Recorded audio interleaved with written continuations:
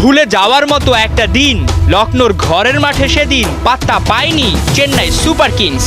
জাদেজা ধোনির চেষ্টায় 177 রানের টার্গেট হেসে খেলে লোকেশ রাহুল, ডি ককরা জয়ে পৌঁছে গেল বাকি থাকতে 8 উইকেট। মন খারাপের দিনেও 1 উইকেটে দেখা পেয়েছিলেন মোস্তাফিজুর রহমান। ফের দুদলে দেখা হচ্ছে মঙ্গলবার। ফিজরা কি তবে বদলা নিতে পারবে এবার? লখনৌর বিপক্ষে নামার আগে বড় প্রশ্ন, গেল ম্যাচের পারফরমেন্সে ফিজ কি সুযোগ পাবেন চেন্নাইয়ের একাদশে? চলতি আইপিএলে 200-র নিচে রান মানেই এখন হার অনেকটাই নিশ্চিত।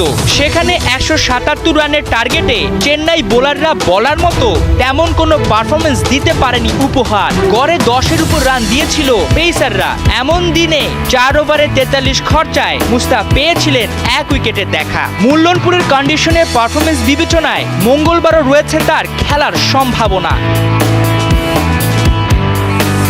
চেন্নাইয়ের সেরা বোলারও টাইগার পেসার। টুর্নামেন্টে 6 ম্যাচে 9.41 ইকোনমিতে 11টা উইকেট করেছেন শিকার। দলের সবচেয়ে সফল বোলারের জায়গা হবে ডাগআউটে। ধোনি ব্রাভোরা নিবে কি এমন সিদ্ধান্ত? তবে সেটা না হওয়ার সম্ভাবনাই বেশি। ফিজের কাটার যে চেন্নাইয়ের মাঠে হয়ে উঠে বেশি ধারালো। একই সাথে ডেথ ওভারেও ধোনির আস্থায় ফিজ হয়েছেন পরিণত। লখনৌকে ঘরের মাঠে ভরকে দিতে এমন উপকরণই তো এই মুহূর্তে দরকার একান্ত।